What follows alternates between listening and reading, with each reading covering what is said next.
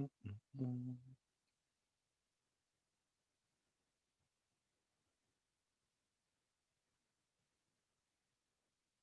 there we go.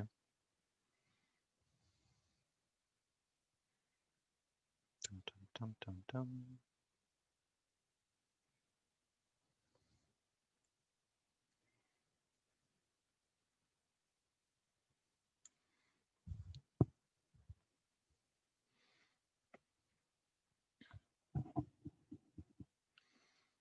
All right, I don't know if you can all hear me or not. It's been a while since I've done this. Just kind of hanging out for a few minutes, waiting for people to kind of roll in, show up. I think I've got myself. Yeah, I don't think I'm muted. Anyway, so hopefully you can hear me. I'll find out soon enough. And we'll just give people 5 minutes or so. I usually just kind of use this time to kind of go around and make sure I've got everything that I need for the class. So if you got anything that kind of pops into your head in the meantime, feel free to shout out and I'll answer any questions you have. But we'll give it a few minutes until class formally starts at 9:30 before we get going proper. Awesome sauce.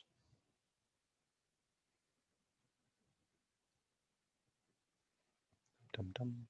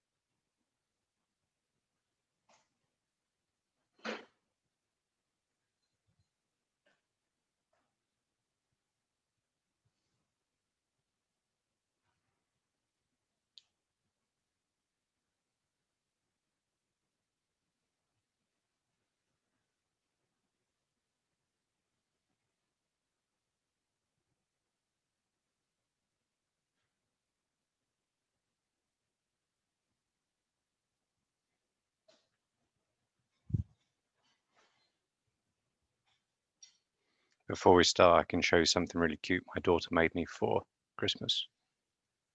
Isn't that adorable? Yes, that's so adorable. It's an armadillo. It's even got pointy ears. Cute. There you go. I've got my giraffe in my office. If any of you ever find me there, you can check that out too. Sounds good. All right, everybody, might as well get cracking. It's kind of the standard introduce you to me and the course kind of deal today. So no particular heavy lifting, but a bunch of stuff that is important to go over. There's no particular order. I actually have written down this is stuff that I need to talk about kind of thing. So I probably should have read that before class. That would have been a good idea. But essentially what I want to do today is at the very minimum, kind of give you an overview of the course, what, in all kinds of senses, really, what are we going to be covering, right? The nuts and bolts, how you're going to be assessed, where you can find information, which is really important because obviously this is all online. Oh, actually, crap, that's a good point. Let me see if I can find my YouTube channel, which is a funny thing to say. I never thought I'd actually have a YouTube channel. Actually, how do I find my YouTube channel? I'm not a very computer savvy kind of person. My videos, maybe that's it. There we go. That looks kind of familiar. Okay, I'll get back to the program. Yeah, so where you'll find material, things like that, and we'll go through those in a little bit. Also a lot about expectations too, because one thing I want to get really clear is kind of what's expected of you, because I think it's very important to get that kind of straight, to really set the scene and the context kind of right at the very beginning, right? Because I don't want you to get halfway through the course and kind of go, oh, nuts. I didn't realize that this was what you really wanted from me, right? Because by that point, it's kind of hard to change course, very hard to change course, actually. Oh, hello, Tanya. And so there's a lot that needs to be talked about that. Another thing as well that I want to do is, wow, you really like the minimalist furniture style, Tanya. I'm impressed. She's like, crap, I'm not going to put my video on. Thank you. Good morning. Where was I at? Hello, Rose or Piper. Which do you prefer to be called by? I prefer Rose. Okay. Yeah, and this is a very, very tough course, right? For a bunch of different reasons. So it's good to kind of get a lot of that clear ahead of time, right? So that you've got the right frame of mind really to tackle this with. What else do we need to talk about? We've got some extra credit opportunities coming up, which will be of interest to everyone, and there'll be a lot of fun too. They're not the kind of usual purgatory type extra credit where you have to do something unpleasant. They should actually be pretty fun, obviously, depending on your definition of fun. And I kind of lost the track of thought that I was on. Oh yeah. Also to really kind of give you a kind of a idea of how this is all going to work, right? So this is obviously a bit of a weird situation for everybody to be in. This kind of intermediate course, like classes online and labs in person type deal. Lab we'll talk about in person, obviously. Hopefully, if you're in my lab, you've already got the emails about how you're going to be split up and so on and so forth. But in terms of the actual lecture part, like what we're doing now, really, I would hope that we would use this as both a kind of lecture in a sense, right? So I am actually going to be going over material. I'll show you all the kinds of stuff that I'll be doing in a little bit, but also as a type of office hours as well, right? Because we're not going to have formal office hours. Obviously, if you need to talk with me or go over something, you just send me an email and we'll have a private Zoom meeting. That's easy to figure out. I've got plenty of space in my schedule for those. But in the kind of formal sense, we're not going to have office hours, right? Because obviously I'm not going to be on campus and it's kind of a little bit difficult to manage. I've got a small office. And so if more than one of you turns up, kind of keeping everybody safe is going to be tricky.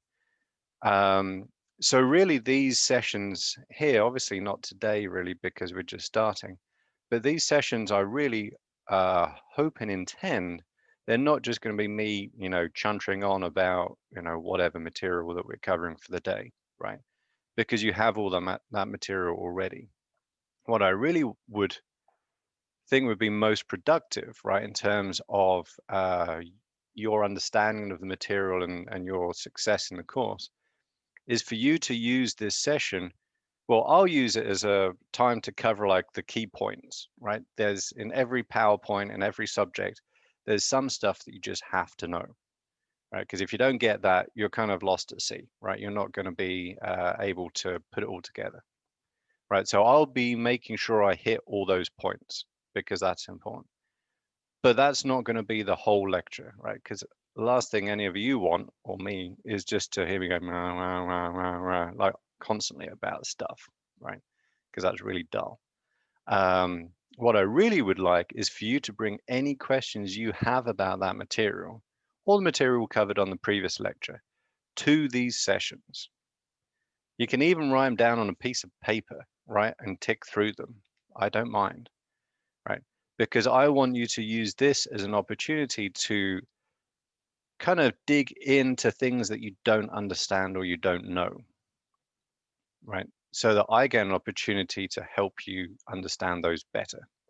And in the process, everybody else benefits too, right? So kind of asking questions in classes is a winner for everybody, because almost certainly any question you ask, someone else also is wanting to ask too, but might not feel comfortable doing so, right? For whatever reason. Sorry, we're going to get interrupted occasionally by puppies because I have 2 puppies that I'm fostering. If I get a moment, I'll drag them over here and show you them, or take my laptop over there, one of the 2. So every so often they will kind of bark and yowl and be somewhat disruptive. So if I look distracted, I'm like usually in the puppy's direction. Okay, so that's really what I hope to do, right? So what I'm going to do now is kind of spend some time, and if you have any questions about anything, just like, unmute yourself, shout out whatever your question is. I'll stop and we'll go through that. Or I might actually say, hang on, let me finish what I'm saying, and then we'll get to the question afterwards, right? So at any point, this is not a formal lecture, right? This is not me sitting here bleh, at you. This is hopefully, right? This is kind of what I really enjoy, a two-way street where, I kind of share stuff with you and you go, I don't understand that, and ask me questions, or, sometimes we'll go on tangents, stuff that's interesting, right? Because this is, in my opinion, because I'm a geneticist, the coolest subject that one could ever study, almost. I mean, there are actually lots of cool subjects, some of which I teach as well. But really, when you want to get down to it, genetics is the root of everything, right? Actually, until you talk to a chemist, because they're pain in the butt, because they're like, well, actually, technically speaking, chemistry is the root of everything. And then you talk to a physicist and they're like, oh no, actually, really? But anyway, we're not studying chemistry or physics, so we're studying biology. So genetics, in my opinion, is kind of like the root of all biology. Whether you like, cancer discovery, or following like the mRNA vaccines that have been produced for tackling COVID, or you're really big on like giant fluffy pandas and stuff, whatever it is that you particularly tickles your fancy, biologically speaking, genetics is the base of that. So there's a whole, just don't get me started on giant pandas. There's a whole, yeah, don't. Talk to other people, you'll hear about it. There's a whole gamut, right, of biology, all of it really, which genetics kind of underlies in, right? So we could spend the entire lecture just talking about fun stuff. I'll try not to, right? So if I go on too far of a tangent, like kind of, give me the Zoom slap and tell me to focus on what I should be doing. But there's a lot of really, really fun stuff to talk about. So let's see if I can remember how to do this.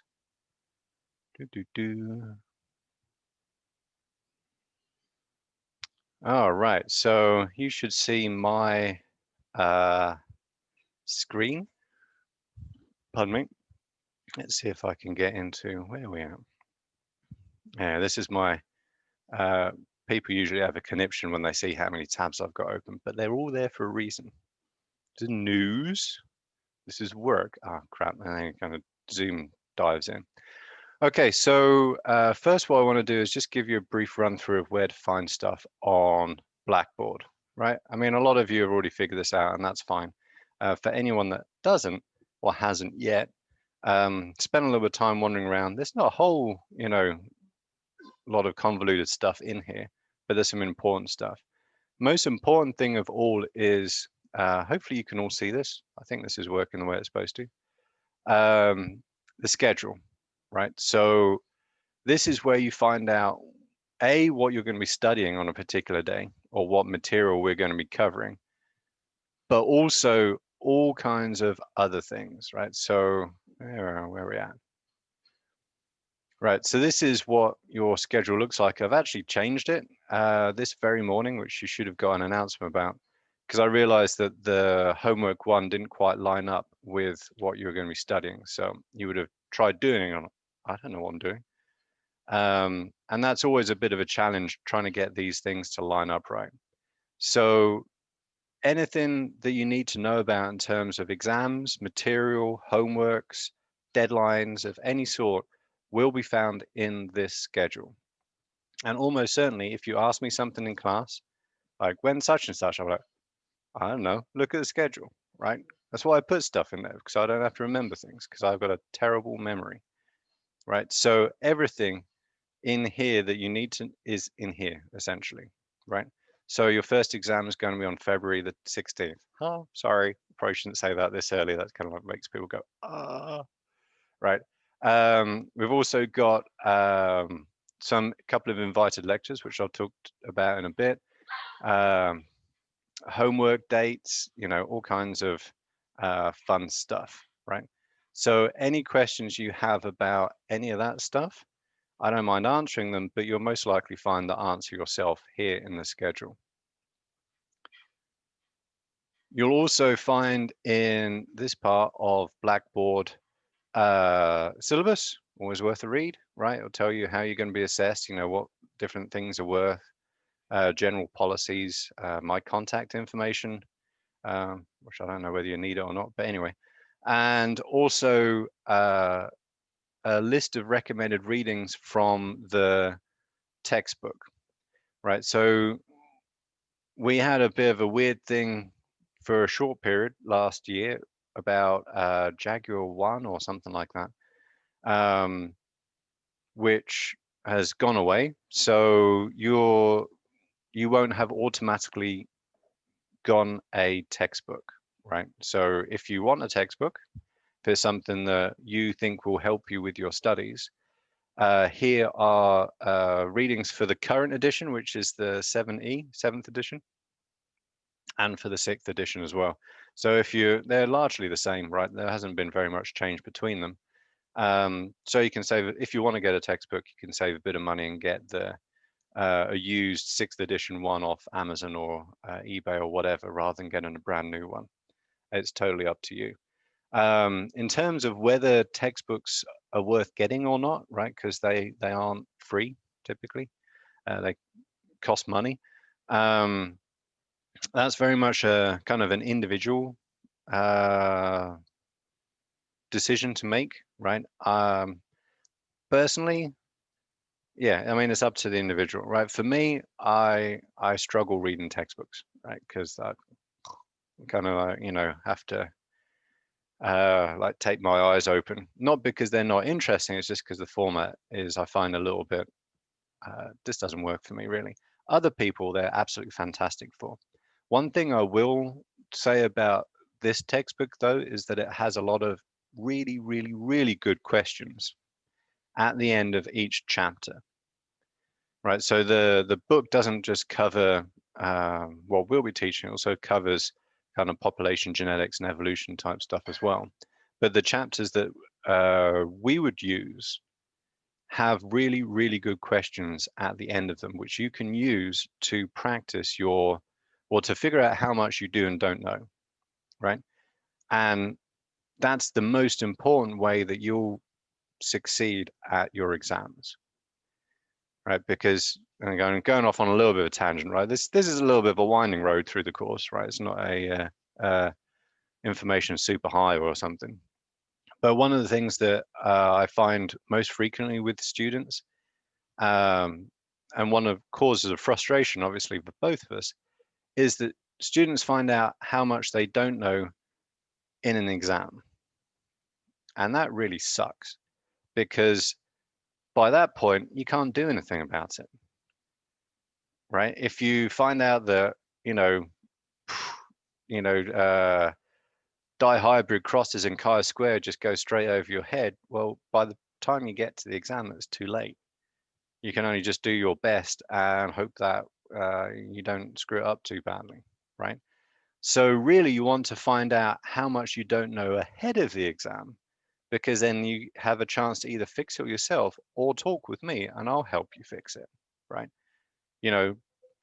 Think about different ways in which you can look at a particular problem or a subject which might click better, right? And also one thing that's really worth stressing, which some of you may know already. God, that dog. All right, I'm gonna have to introduce them. Sorry, so just so, okay, we're going to a little puppy break here. Give me just a second.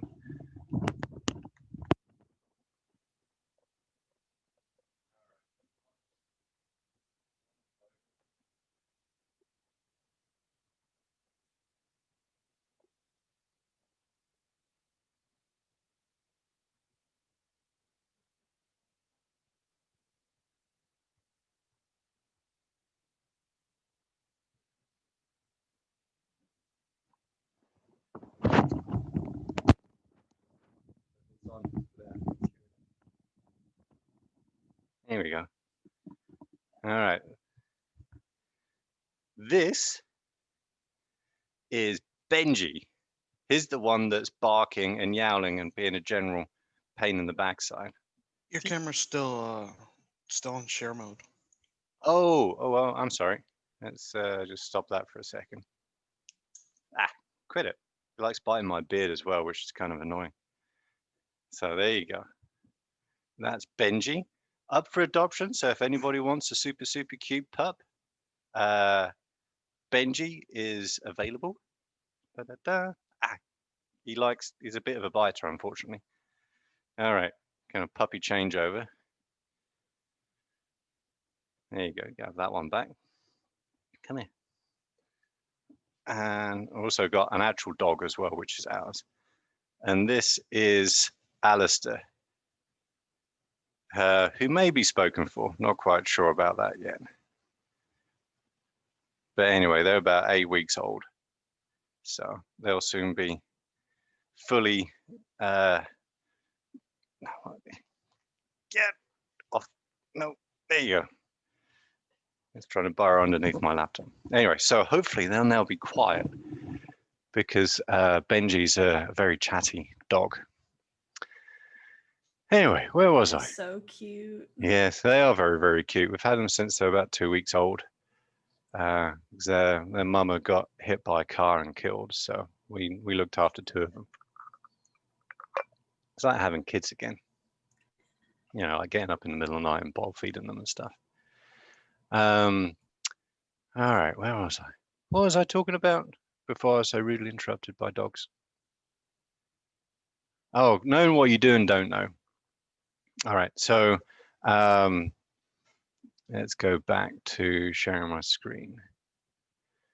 Right, so yeah, figuring out what you do and don't know before the exam is very, very important, right? So one way you can do that is to use the textbook.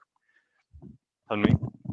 And some of the questions in the exams actually come from the, I think, yeah, I'd have to double check. I can't remember for sure. It's been a while. But some of the questions do come from the textbook, right? Because they generate question catalogs that professors can use. And not all of them, can't remember how many, but some of them do, right? So there's an actual application there. Another way you can figure out what you do and don't know is actually 2 different ways, right? So one way is with the homeworks, right? So you should be able to see all of these, right? They've got various due dates, which are in the schedule. There's also a learning goals sheet down here, right? Which will basically kind of list all the things that you should know, right? And so if you go through some of those and go, I don't know what that is, then that's something that you need to focus on, right? And also these homeworks, right? So these homeworks serve kind of two purposes. One is, you know, what we're talking about, helping you figure out what you don't know, right? And to get you to kind of go into some of these things and spend some time on them, like to almost force you to, right? So for example, homework 1 in there somewhere, I'm not going to open them up because you only get to see all the answers too. Yeah, not going to do that. I could put it in student mode, I guess. Homework 1 has a couple of questions on using the chi-square test. Right, that's actually the reason why I shifted the date back, because we don't cover that until the 2nd of February, I think, something like that. Can't remember from the schedule. Right, so chi-square is a way of figuring out how closely your data fit what you expect to get, right? Which is super important in terms of genetic crosses, mono and dihybrid crosses, a whole bunch of biology actually, right? So you learn by doing, right? You don't learn by sitting there listening to me. I mean, a little bit, maybe, right? But by and large, you learn by doing stuff. And so these homeworks will kind of force you in a way to kind of do stuff, right? In terms of the course material. And that will help, right? Also, if you don't understand stuff, you know, if you do the homeworks a little ahead of time, which would be recommended, you can ask me, right? And I'll help you, right? They're not exams, they're not tests or quizzes. They're really a set of guided problems. Sorry. Amor, do me a favor and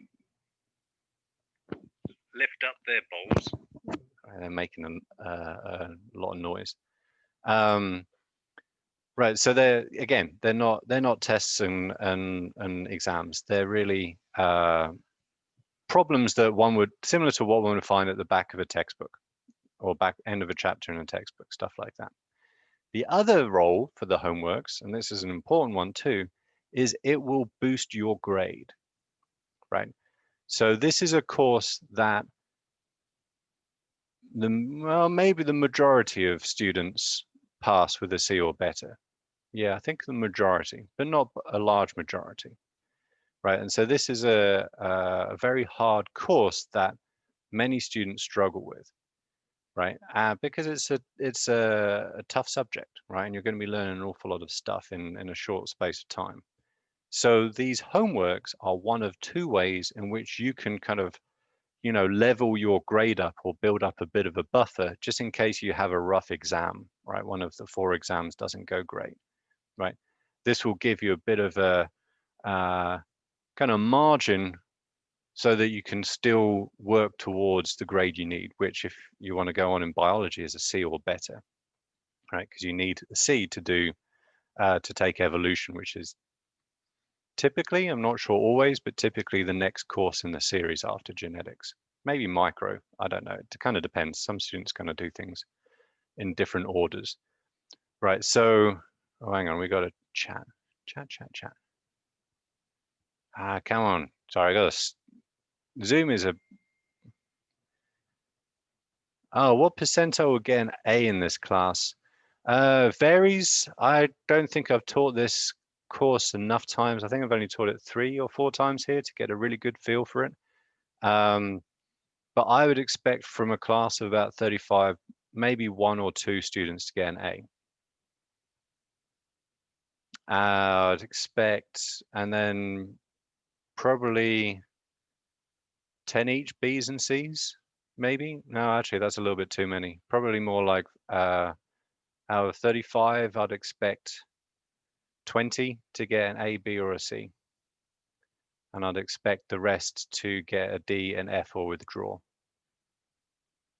I mean, that's not my wishes by any stretch. That is kind of just how it tends to play out. And it does vary from semester to semester.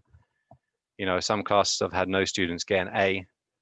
Other times I've had 3 or 4 students get an A.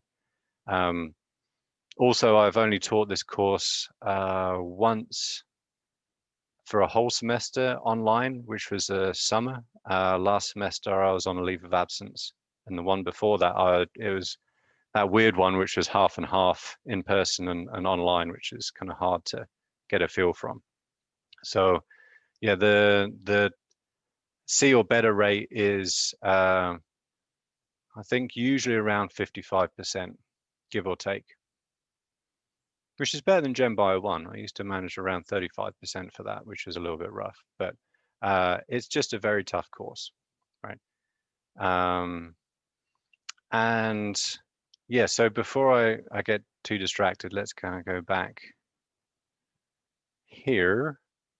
Right, so homeworks are one way in which you can, good question, thank you. So I can't see chat while I'm sharing the screen for some reason, which is kind of annoying.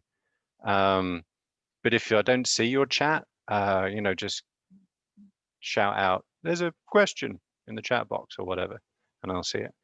The other way in which you will boost your grade, right, kind of level your grade up, is with the lab. Right, so the lab, all of the lecture stuff, including the homeworks and the exams, is worth 75% of your overall grade. Your lab is worth 25%, right? And so the lab will be a mix, well, whoever you have for lab, whether it's Mr. Penny or myself, will go over the different split of assignments and stuff.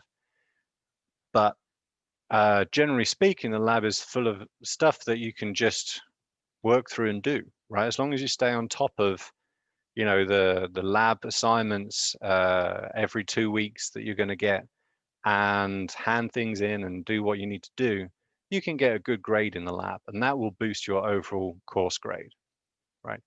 And so those 2 things are really, really important in passing this course. Obviously, good exams are important, right? You can't fail every exam and pass the course. That's really tough. But generally speaking, the exams are by far the harder part of the course, right? So you want to make sure you keep on top of all the other stuff.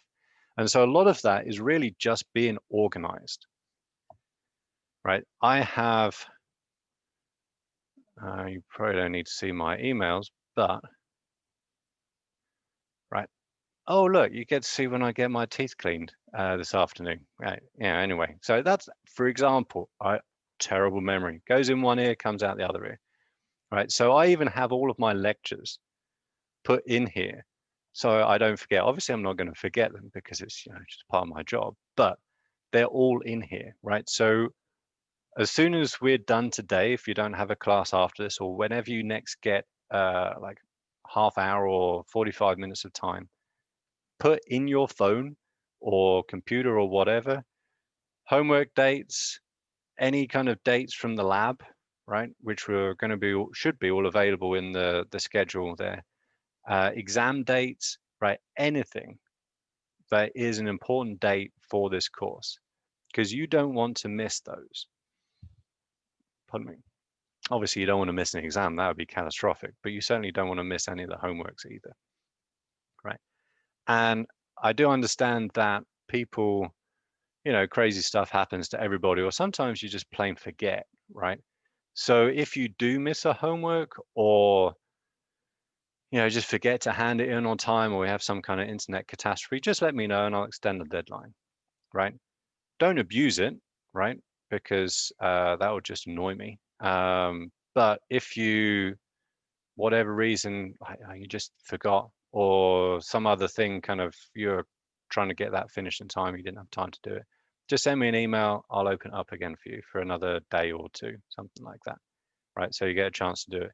It's not meant to be punitive, right? They're really designed to help you as best as we can be successful in the course, right? We want to get you all through, right? We don't want to see you again, right? That's the aim. We want to get you what you need to move on to the next step of your degree. Okay, anybody got any questions so far? And take a little bit of a breather.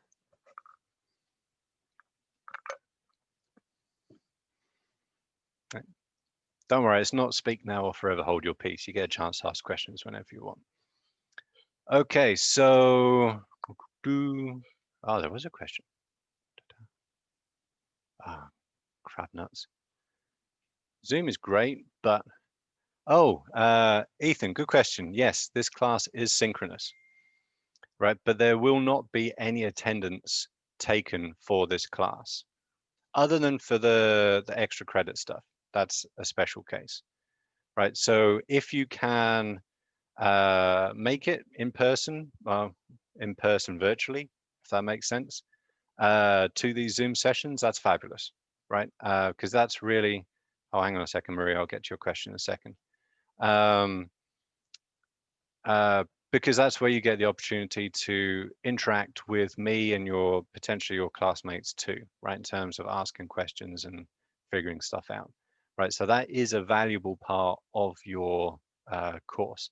But if you can't, for whatever reason, work schedules, like crazy stuff comes up, babysitter didn't show up or whatever, right? Then all of these Zoom videos and the chats will be posted online, right? So let me just, I'll get back to your question in a second, Maria. I haven't forgotten you. Let's go back here. Let's see if I'm do. All right, so go away. Anyway, right, so you can actually see all of the prior genetics lectures if you've like got nothing to do. But all of the lectures get posted in my YouTube channel, and I send the playlist link, right? So you're going to have a Tuesday, Thursday playlist. There's going to be a Monday, Wednesday, Friday for the other course section I'm teaching. So they will be here, right? So if you do miss that Zoom session for whatever reason, and you're worried that you missed out on some information or important questions, whatever, you can just go and watch these, or have them playing in the background while you're driving from work or whatever, right? So that's the information will still be there. All you'll do is you'll lose out the chance to ask questions in that Zoom session yourself, but you can always ask questions at any other time. And the chat sessions will also be posted too. All right, I'm just going to answer Maria's question before I forget. So that's about homeworks. They can be done in more than one sitting. There is no timeout. They're not timed. There's no forced completion. The only thing with the homeworks is they have obviously their due date, which is the midnight 11:59 of the day that they're due. And you can't start them once the due date has, I'm not even sure you could submit them. I don't know about that. Probably shouldn't tell you, right? But you can't start them after the due date has passed. That's the only thing with the homeworks, right? But I would suggest that you at least start them. Like you can see all the questions, right? Some of you may not be able to answer because we haven't covered that material by the time you start them, but at least open them up and you'll see kind of what's in there. Pardon me, and that will also give you the opportunity to ask questions about some of the stuff that's in there. All right, so yeah, they can be started and come back to. I actually should probably try and do that myself, right? Because there's always the issue that I don't experience this necessarily the same way that you do as students. So if you do have any problems with any homework or whatever, if it kicks you out for whatever reason, just let me know and I'll sort it out. But as far as I know, you can start them and continue them, you know, as much as you want until the deadline, the due date passes. Excuse Cool. me, Professor. Uh-huh. Is the homework multiple attempts or a single attempt? Oh, good question. You get, unless I tell you otherwise, you get 2 attempts and it's the highest grade of either attempt. There is one of them, I think, I can't remember which one that is. It's in the instructions of the homework. I think it's one on linkage or something like that, which is a tougher one. You get 3 attempts. right? So yeah, you can potentially get something wrong once and then, you know, change your mind. Yeah, good question. Any other questions? I have another question, sorry. Yeah, no worries. As far as your expectations, because I read the first chapter already, and I also went over your notes and your audio. Oh, that's a good And point. I'll come to that in a second. from your notes and audio, it's more like main concepts, and in the book, it's more detailed. Are you expecting more detail, like in the work we do? Is your expectations Good more question. detailed? Everything, I think, would probably be a good answer. So the exam, so one good point actually is the exam questions are from material that we cover in class and the PowerPoints. So you're not going to be quizzed on information which you find solely in the textbook. Right. If there's stuff in the textbook which we didn't cover in class, then that's a bonus, right? You know, it might help you understand what we covered in class better, but it is not going to be material that will be used for the exam. That's purely what you find in the PowerPoints, in the audios that are posted, and whatever we cover in class in the Zooms. Now, in terms of covering stuff in the Zoom, sometimes we'll go off on tangents. You know, when something like someone asks a really cool question and, you know, about application perhaps or context of the material, that tangent is also not going to be material for the exams, right? Because I'm not going to say something in passing, or which if you went to get a cup of coffee or needed to go to the restroom, you missed. That's not going to be on the exam, right? Because the one thing that I want to make clear, even though it may appear so sometimes, right? And that's an interesting point. I don't try and catch you out in exams, right? My aim is not to kind of trick you or give any gotchas in the exams, right? I'm not interested in that. It's not valuable, right? Sometimes you'll find questions in the exams where there appears to be two correct answers, right? And that is intentional, because only one of them obviously is correct, unless it tells you otherwise, right? There may be multiple answer questions, in which case I'll say pick all that apply, right? So that's a kind of a flag if there's more than one answer. But sometimes there will be like single answer questions where there appear to be two correct answers. That's not me trying to catch you out. That's essentially me trying to figure out whether or not you really truly understand what I'm asking you, like the material and point. Because sometimes you'll find that if you don't quite understand the material properly or the question at hand, then you'll be like, well, maybe that's right, or maybe that's right, you know, because I don't actually really kind of get the point behind, I don't know, let's say linkage distance, right? Recombination frequency, right? And so two answers could be right, but if you really truly understand it and you work through it step by step, only one answer can be correct, right? So sometimes you will see those, and if you do, like, whoa, okay, if these two things both appear right, that's telling me that I'm not quite getting it. What am I not getting, right? And then kind of wind back up, check your work or your assumptions, and maybe, you know, like kind of look through it again, and then you'll hopefully figure out, oh, that one, that one's not right. It's this one, right?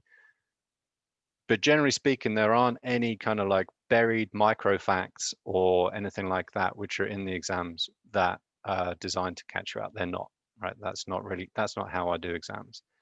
Now, there will be a lot of just basic information, right? Facts in the exams. There will be, you know, how many rings does a purine have, right? In the nitrogenous base, right? How many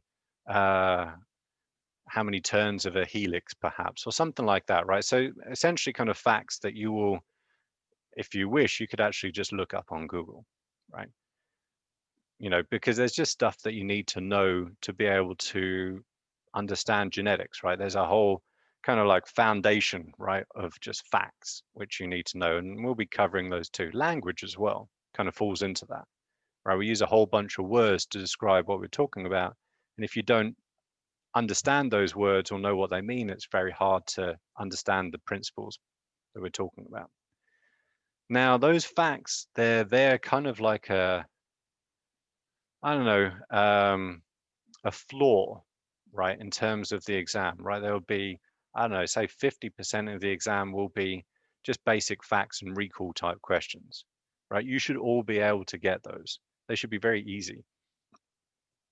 Either straight up recall or crap, tappity tappity tap onto Google, and then you find the answer, or you look through the PowerPoint or whatever, right? But as you know, like as individuals, you can just look that stuff up on Google, right? So no one's going to give you a job based on your ability to use Google to find information, right? You're not going to get a PhD based on that, or, you know, work on quality control of vaccine production or something, right? You know, that's not what people are interested in. What they want to know is, can you figure out problems and can you understand the principles behind all of this stuff? And so that's really where my kind of teaching ethos comes in, right? I want you to understand the principles underlying all of this, right? Why does the, you know, Mendel's law of independent assortment, why is that so important, right? How is it broken, right? And what does that mean for human genetics and inheritance, right? Why do I have like a kind of a bulbous nose and short stubby toes, right? Why do I get two of those where like my granddad also had, you know, a bulbous nose and short stubby toes? At least I think. Sure about the nose, not 100% sure about the toes, right? Why do those things go together, right? So that's what I really want you to get, because that's what you'll be using when you go on to the next courses in the sequence for your biology major, and certainly when you go on to the upper division courses, which will really challenge you, right? And so I want you to get that stuff, right? And so that's where you see that kind of split, Tanya, right? You need a basic foundation of knowledge, because that's the currency that we trade in as scientists. But you also need to understand what that means, right? Because just being able to regurgitate facts at me doesn't make you a scientist, right? Being able to understand what's going on and apply that to other, you know, aspects of science or biology or whatever, discoveries even, that's what is really important. And that's what matters to me. And so obviously that's kind of how I tend to teach, right? Kind of, I obviously have to give you the basic information too, otherwise you'll be lost at sea, right? And so there'll be a mix of that. And there will be some questions in the exam where I will give you maybe the beginning information and the end information will obviously be the answer, right? But there's going to be stuff in the middle that's missing that you have to supply, right? So it's not going to be a straight if this answer. Well, it's going to be if this and then this, then the answer, right? So you really have to understand that process and principle to be able to go from one point to the end point, which will get you the correct answer, right? That's one of the things that makes this course so challenging, is you have to do all of that, right? You have to have the base knowledge. You also have to have the understanding and be able to kind of like hold those things in your head. That's why these Zoom sessions are so important, right? Because otherwise I could just post all the material and just go, there you go, leave you to it, right? And then you become geneticists. You know, it doesn't really work that way, right? Because there's stuff, there's connections and subtleties and the like, which I can help you with, right? And that's really where my value comes in. You know, that's essentially what you're paying for in terms of your tuition, right? Is my kind of deeper understanding and knowledge, not my ability to just share facts with you. Yeah. Anyway, oh, I'm sitting on a soapbox. Better get off of that. So anyway, Rose, you had a question before that tangent. It was just a question regarding like information about the lab tomorrow. But I figured you would get to that, so I wasn't sure if I wanted to ask it or not. So you're in my lab? Yes. All right, okay. Yeah, so we'll cover all of the lab stuff tomorrow. If you're brown, yes, you're probably in the first half, right? Mhm. Thankfully, you're not like in the G's because I wouldn't be so sure about that. But yeah, we'll be going over for those in the like first half of the alphabet, any lab stuff tomorrow. So it's probably better to bring those questions with you tomorrow, and we'll go over those in person because it's going to be a pretty straightforward lab. Like, where do we find like the lab on campus? It's in Madler. It's 322. So do you know campus well? No, this is my Oh, first okay, time. cool. So when you come kind of up and over the hill from the big tower thing next to the 410, and you come to campus, and you have the three buildings, like big one and then the two on either side. Madler is the one as you're coming into campus that's on the left, right? As part of that kind of quad area. And so if you go in there, yeah, you probably best just go straight up to the third floor and then, figuring out which direction you go in. Because I always just get turned around every time I go in there. I have my one route that I take to get in there. And that's how I know to get to the lab. Otherwise, I have to follow the signs. But yeah, that'll be up there, and I'll be, I'll be there like 5-10 minutes ahead of time. So you don't need to bring anything other than yourself, and ideally like a phone, tablet, laptop, something like that, with you. And then we'll talk about, stuff for the next lab that you'll be attending after that. And that starts at 11, correct? Yes. Just make sure I have Yeah. that correct. Yeah, no worries. But any other information will be in the Blackboard page for the lab, like the schedule, syllabus, stuff like that. Cool beans. All right, any other questions right now? Okay, I so, actually had a question. oh yeah, for sure. Who's this? Khalid. Sorry, it's me. No worries. Hello, Khalid. So, my last name's A, so I'm assuming I'm probably part of the first group, but, If you're in my lab, then yes. yeah, I am. So you said that it starts at 11 tomorrow? I hope so. I think so. Let me check. Okay. Oh yeah, it It's does. 'cause Sorry, I was just checking my schedule. no, you're fine. The reason I ask is because it takes me. So this class ends at 10:45. I'm assuming it's right after this one. So we only meet on Tuesdays and Thursdays, and the lab tomorrow is Wednesday. Yeah, it's Tuesday today. Kind of hard to keep track, to be honest. Yeah, same here. I know. Yeah, so the lab is tomorrow on Wednesday, so you wouldn't have genetics lecture tomorrow. Oh yeah. Okay, never mind. Sorry. No That worries. answers my question. Good. My question. Thank you. Cool beans. Okay, so another thing that I want to do, Tanya's obviously found them already, which is awesome. But if you haven't, so okay, let that disappear. The other thing that you need to know about Blackboard is where all the stuff is that's going to help you, right? And so one thing that I, know from experience in my own kind of learning as well is that everybody learns differently, all right? And so one thing that I wanted to do, whether this was online or not, is essentially give you as much of the information possible for this course ahead of time, right? And then you can consume that in whatever way kind of works best for you. And so all of the PowerPoints, I think they're all, yeah, I did put that up there. All of the PowerPoints that we'll be using, right, which I've actually got a whole bunch from open, here. I was just kind of reading through them this morning, make sure things lined up properly. All of the PowerPoints are here in the course content, right? So if you want to, and I would suggest this too, is to actually go through these ahead of class not in any great detail necessarily, but just kind of skim through them, get a sense of what we'll be covering, things you might know, things you might not know, right?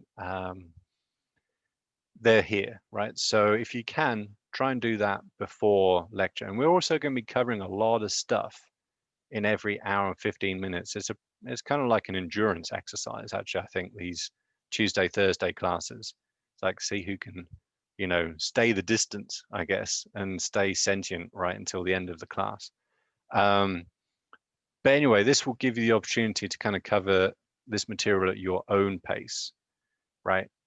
In whatever fashion that works best for you. I'm a very non-linear learner, which is kind of something that I've learned over the years, right? I learn best by bouncing around from kind of one thing and the other and kind of fitting it all together in my own way, in my own head, right? So that may work for you too. This is where it's empty right now. Obviously, you're like, where's the stuff in here? It's because we haven't generated anything yet, right? So as soon as we finish today, the chat session goes in here. I also,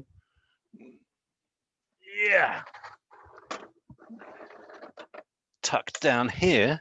Oh, made my dog little. It's all right. I'm not doing anything. She's a bit of a scaredy dog, unfortunately. Right. So I'll be using a whiteboard, right, at various times, because I use whiteboard pretty much exclusively in class. So this whole online thing is a little bit of a struggle for me, to be honest. So a lot of times there's just be stuff that I can't flap my hands around and describe. So I'll actually draw it out on the whiteboard. Looks kind of awkward. It's not ideal, right? Ideally, I'll be one of those like fancy people that have those big lighted whiteboards and kind of like technology and stuff.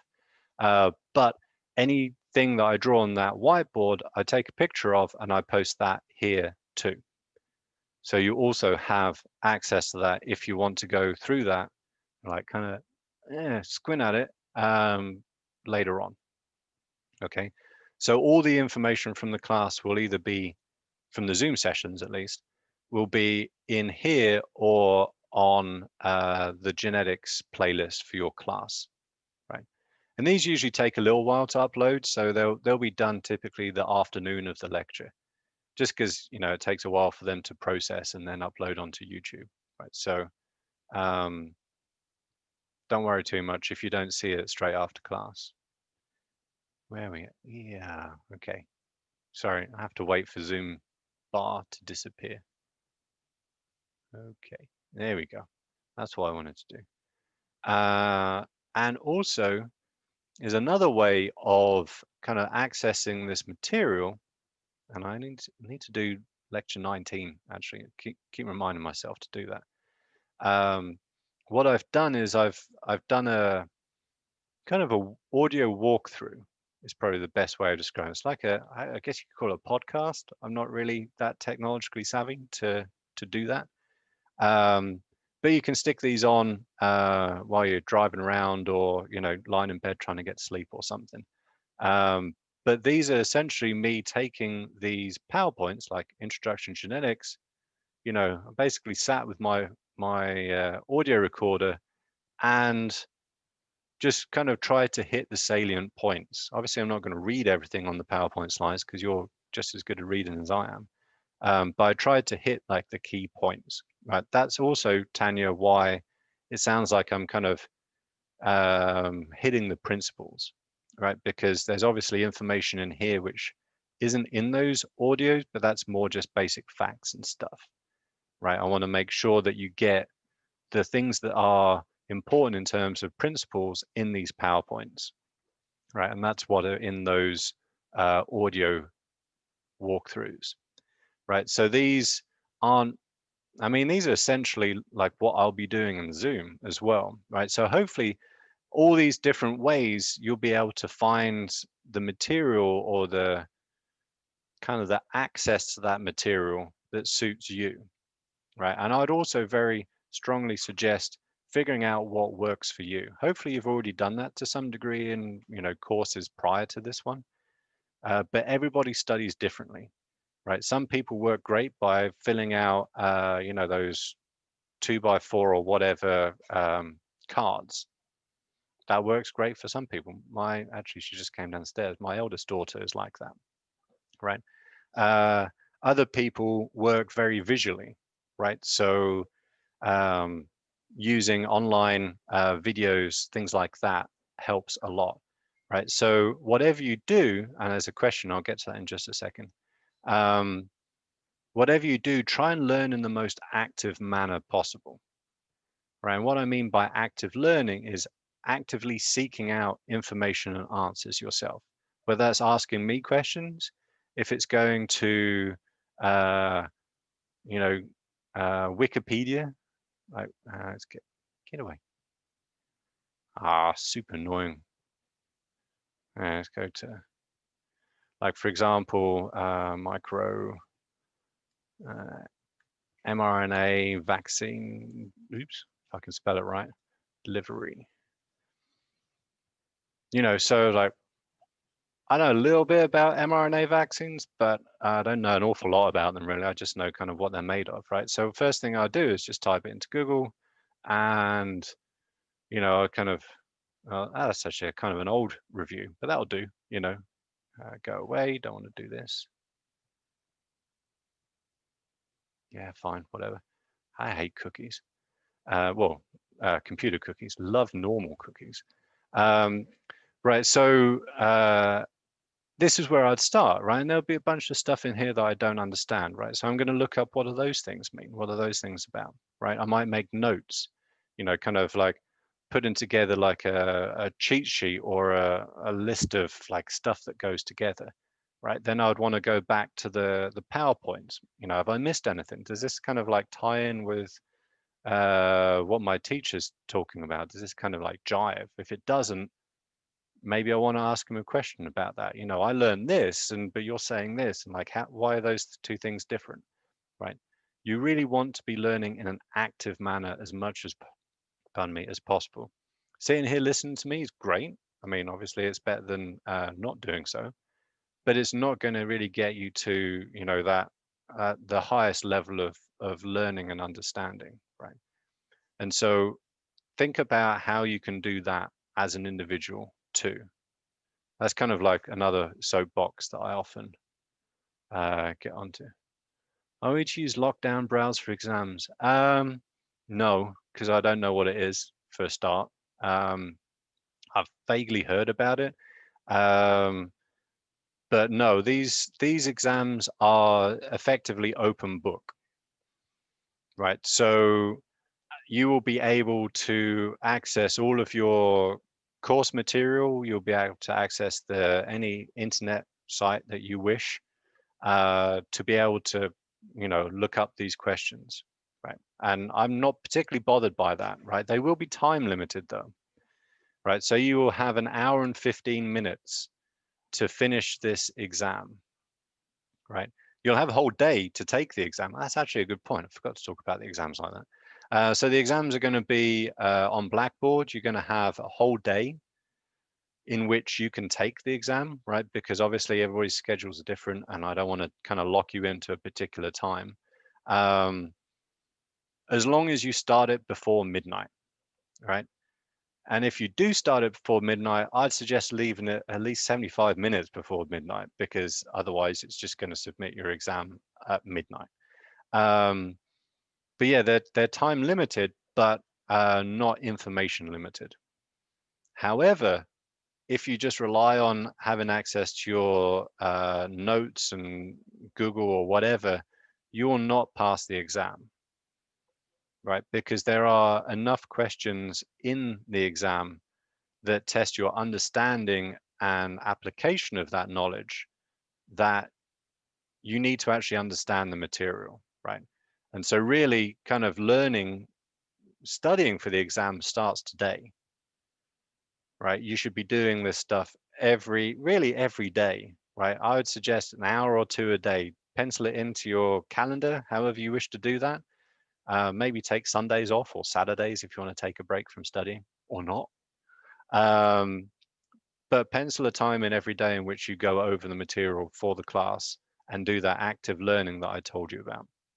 Whether it's preparing for class the next day, or if it's going through stuff you learned that day, or if it's kind of going over stuff that you learned the day prior, which you just need to recap and make sure you understand, right?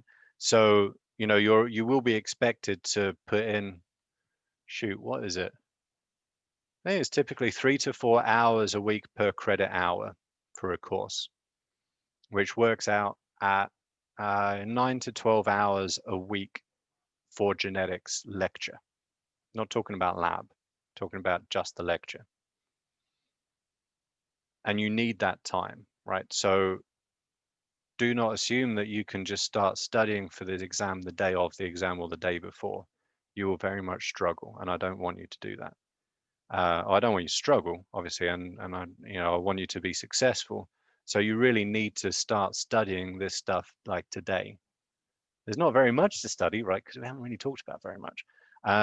But I want you to get into that habit of every day you do some work towards the next exam on the 16th of February, because that will come around very, very, very quickly, right?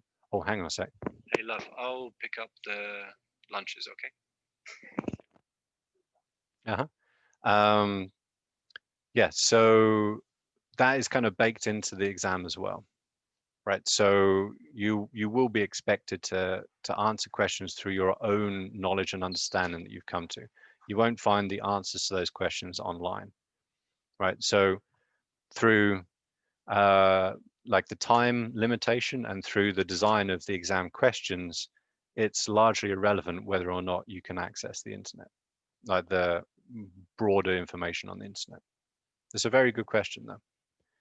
And one thing I also really want to get across is I don't want you to be surprised by anything in this class, right? I want to have every expectation, how the exams are going to be structured. I mean, it's kind of hard with the exams, right? Because I can't give you the exam to see what it looks like before I give the exam. So the first exam is always going to be a little bit of a kind of like scary, but I will prepare you the very best that I can for it. I don't want there to be any surprises, right? So any questions you have about any of this stuff, as best as I can answer them without actually telling you what's going to be in the exam, I will answer them, right? But you also need to ask those questions too, right? What else was there? I don't think I'm going to bother going into the actual PowerPoint today, because I think I pretty much covered. Let's see. Oh, yes. Ha. No, I wrote this stuff down for a reason. I'm not going to go through the overall course overview because it's kind of all in the schedule anyway. You just have to read that. And I'll also be quickly covering that at the beginning of next lecture on Thursday in terms of the introduction to genetics type stuff, right? However, there will be 2 extra credit opportunities available. And the reason for those is that we have a whole bunch of searches for new faculty positions in biology, right? We have someone we're interviewing for an animal physiology position, which I'm not involved with, biostatistician position, which I am. Yeah, bioinformatics, biostatistics, stuff like that, which sounds a bit like math to me, but it's very, very important. And what's the other one? Microbiology, virology position, right? So for the 2 that I am involved in, some of those candidates will be presenting their research in this lecture. I've got 2 for this section and 2 for my other lecture session, the Monday, Wednesday, Friday. And essentially what they're going to be doing is going to be telling us, that is the faculty, and you, as in the students, about the work that they do, right? And they'll be kind of try and do it in a way that is pitching at a level that's appropriate for 2000 level students, right? And so we're going to be evaluating both their research, whether it's, you know, up to snuff or not, and also how well they communicate, because they're going to be doing a lot of teaching, right? So it's important that they do a good job of that. And also, we're going to want you to evaluate them, right? Because your opinion is important too. right? And you'll have a perspective that is different from ours, because obviously, we're in a different position. So there's going to be 2. When are they? See, I can't remember when they are, even though I'm on the search committee. Isn't that potentially a little bit disturbing? But let's get this out of the way. All right. Dum, dum, dum. Oh yeah, one of them's actually after exam 1. So essentially, I'm not entirely sure how the format's going to work, but as soon as I know, I'll let you know. Either it's going to be in this Zoom, or I'll be providing a separate link for you to click on. Crab sticks. Give me just a second.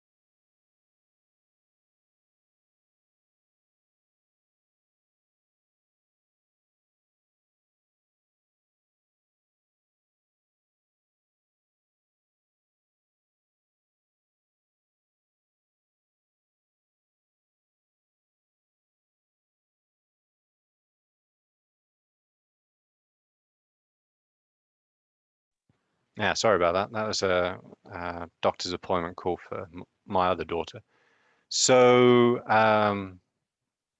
yeah, all right, extra credit. So essentially, what we'll be doing for that is whether it's in this Zoom or a different Zoom or a WebEx or something, you'll attend. I'll be taking attendance not by your presence, but by your submission of a feedback form. Right, so I'm not entirely sure how this is all going to work, because it's kind of being figured out as we speak. But essentially, you're going to fill out a feedback form giving your opinion of the speaker, and I'll see who handed in a feedback form, and for that you'll get 5% on top of your exam. Well, 5% of your exam grade on top of your exam grade for exam 1 and exam 2. Right, so if you attend the one on the 9th of, yeah, it's February. 9th of February, you'll get, let's say you get 50% in your exam, then you'll get 5% of 50% on top of your exam 1 grade. If you get 75%, you'll get, what is it, 3.75% on top of that, on top of your exam grade. Right, so it's not a block 5%, it's 5% of your exam grade. And then if we've got one on the 18th, that will apply to your exam 2, whenever that is, which is on the 16th of March. Right, so those are the only 2 extra credit opportunities that will be available for this course. I'm not really much of an extra credit person, to be honest. Right, I really want you to do well in the material that is, or the assessments that are provided for you already. So yeah, I think that's about all. More I know about that, the more. Hang on a sec, Gabriel. The more I'll share with you, because I'm a little bit in the dark at present. I just know that those are the times that we're going to be doing that. So just before I answer Gabriel's question, does anybody have any questions about the invited lectures, extra credit type stuff? Approximately, like how long or detailed would you want the analysis submitted? The feedback, just your opinion. There's not going to be any assessment in terms of what you write. You just say, this candidate sucks. Okay. If you wanted to be more useful, you might tell us why they suck or why they're great. But yeah, there's not going to be any assessment of what you write, only you submit it, you get your 5% on top of, of your grade for exam 1 or exam 2. That's pretty Okay, much it. that's easy. Thank you. Couple of questions in the chat. The text, are we using Wiley Plus? Crap, where is my textbook? Bum, bum, bum. What is the publisher? The publisher is, it's in there somewhere. Dum, dum, dum. No, I don't think it's, I don't really know what Wiley Plus is. I'm sorry, Gabriel. Or Gabrielle, I'm not quite sure how to pronounce your name. Oh, right. Not as far as I know. The textbook is, I don't know if I actually, yeah, that looks like the textbook, Rose. Is that's from Freeman, the publishers, right? They're not Macmillan. Oh, okay. I'm Awesome. not sure. Yeah. Now, if it says Macmillan on it, it's Macmillan. If it doesn't, it doesn't. Sorry, my copy is like, my wife keeps tidying my stuff away, so I don't know where it is. It's somewhere around there. Yeah, so yeah, hopefully that answers your question, Gabriel. For Ethan, what lab section are you in? Are you in my lab section or Mr. Penny's?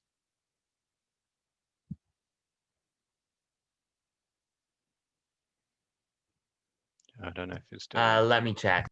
Okay. Is it tomorrow? Yeah, on Wednesday, like 11 a.m. Oh, that's weird. So you should be in my lab section, in which case if I think it's Garcia, or I think somewhere around the G is where the split is. It should be an announcement. But you should be attending in person on tomorrow, and then 2 weeks after that, and 2 weeks after that, and 2 weeks after that. So let me just, where would that be? That's in here somewhere. Give me just a moment. Just for anybody else that might have that question. Oh yeah, there you go. So anyone up to and including Cielo Garci is attending lab tomorrow for my lab section, which is the 11 to, shoot, what is it, 2:45, I think, or 1:45? Yeah, 1:45. There you go. Yeah, so I don't know. I don't know if that's an old lab schedule or not, but you'll be attending tomorrow. Does that help? Yeah, thanks. Cool beans. Okay, I don't have really anything else to talk about. Does anybody have any last questions before we wrap it up for the day? Proper lab attire. So good question, Adi or Adia, I'm not quite sure how to pronounce your name, but I would, how would you prefer to Sorry. say? How's it pronounced? Adia. Adia. Oh, I'm sorry, I got it wrong on both counts then. Adia, so yeah, you need to be wearing something that covers your legs down to your ankles, not for, Victorian morality's sake, but just, for safety. Closed-toed shoes and something to tie your hair back. We don't need lab coats for the first week, for the first kind of lab. So if you don't have one of those, don't worry about it. If you do have one, you can bring that with you. Actually, my bloody daughter borrowed mine. I need to get it back off her. She thought it was some kind of like really long shirt or something. See, this is how I remember to actually do anything if I don't have my computer to hand to give myself a reminder. Yeah, don't worry about lab coats for tomorrow. If you do have one, bring it. If you don't, it's not a big deal. But you will be required after that. And obviously you need to wear masks and stuff like that too. I think that's a given. Yeah, other than that, just common sense lab wear. Are we eventually going to need a lab coat? Yes, you will. Should be from the second lab onwards. So, pardon me. For anyone attending tomorrow, that will be the 3rd of February. For anyone attending next week, that will be the 10th of February. All right, so essentially the lab schedule split up into A and B labs. It's going to be really weird, but I'll talk about it in lab itself. But if you're in the lab A slot, you know, everybody from essentially A to Garci is going to be attending in the lab A slot. Everybody from Gonzalez to Sigala is going to be attending in the B slot. You need to talk, if you're not in my lab, you'll need to check with your lab instructor to see how they're going to be doing the lab. There may be variations, which I'm not aware of. Cool beans. I love all the questions, everybody. Makes life a lot more interesting for me. And obviously it's obviously a good thing educationally as well. That's always important. All right, so I don't have anything else to add. We'll be like diving into the material proper on Thursday.